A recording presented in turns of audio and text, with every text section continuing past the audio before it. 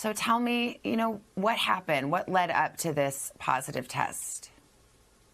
Um, just honestly, I want to take responsibility for my actions. I know what I did. I know what I'm supposed to do. No, I'm allowed not to do, and I still made that decision. But not making an excuse or looking for any empathy in my case. What is up, YouTube? Welcome to Homie Talk with G11, where we have real discussions about real things that are happening in the world today. Everything said here is strictly my opinion and mine alone, so feel free to disagree or agree down in the comments below. Let's get into it. Topic of the day is that of Sha'carri Richardson. For those of you who may have not been following the story, Sha'carri Richardson is a young lady who attends LSU and was a beast in the women's 100-meter sprint. In her freshman year, she broke the 100-meter record with 10.75 seconds. This made her one of the fastest women in history at 19 years old. Fast forward to 2021, she qualified for the Summer Olympics after winning the women's 100-meter dash in the U.S. Olympic trials. So this is where this story takes a turn. Okay? In late June, it was reported that she tested positive for THC. So that's the stuff that you typically find in marijuana. This earned her a 1-month suspension from competing.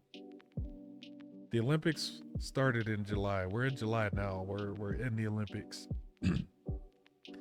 This most likely would have prevented her from competing in her favorite event, which was the 100-meter sprint. It's tough. Now, Sha'carri did come out and confirm that she did in fact smoke weed as a coping mechanism due to the recent loss of her biological mother. And then not too long after that, she was not selected for the team. Okay? She was not selected for the team, and I think their comment, the committee's comment, was something about fairness, right? Because nobody else smoked weed. Everybody else did what they were supposed to do to make it onto the team. And this is where the controversy comes into play. Do I think it's a dumb rule? Absolutely, 100%. I don't think weed's gonna make her run any faster or slower than the other competitors. But at the end of the day, it is a rule, guys. Like, it's a rule. You know what I'm saying? And that's something you're trying to compete in. You can't break the rule and expect to be handled like the exception.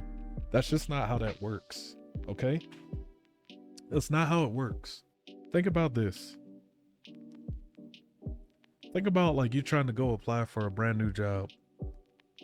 What's the thing that a lot of jobs have you do when you apply? Drug test. You get drug tested. If you pop hot on the drug test, you probably won't hear back from the company you're applying for. It's the same thing for military, or I'm sure it's the same thing for like trying to be a pilot, you know, or anything. People compare her to Michael Phelps, right? And I'd say, like, you're comparing apples to oranges, people. Like, Michael Phelps, his thing came after he competed. After he competed and won his medals, right? So this is a couple years ago.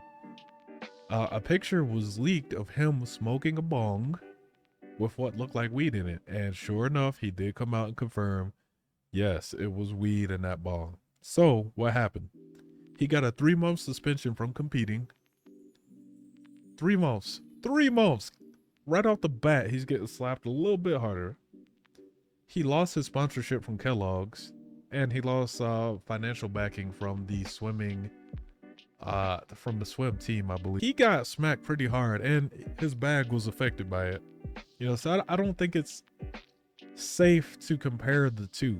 You know, she was just getting into it. If she was an established athlete that had competed a couple times, let's see what happened. You know, she might have even got hit a little bit harder, to be honest. I think the 1 month was fair, based on the findings. I don't think they were discriminating on her because she was a female or black. I mean, let's just be frank. That's what a lot of folks across the internets are saying. You know, oh, it's 'cause she's black, she's a female. Let her compete. She lost her mom, and I get it. Losing a parent, like that's a big deal. Like that's hard news to swallow. You know, but at the end of the day, this was not the time to do that. I don't know who she had in her corner, but I wish someone would have come out and said no, not right now. That's just my opinion on it. I hope the young lady succeeds. I really, truly hope she succeeds. I hope she makes a comeback. I hope she's able to compete if she is trying to compete in the next Olympics 4 years from now, right? They only come around every 4 years. So if you guys liked, you know, if you guys like what you saw today, you know, drop a like, subscribe, let me know down in the comments what you want to see. I think by December, the goal is to hit, let's shoot for 500 subscribers. I feel like that's very doable. 500 subscribers. Share the video with your friends, family, loved ones, all that jazz. Until next time, peeps. We out.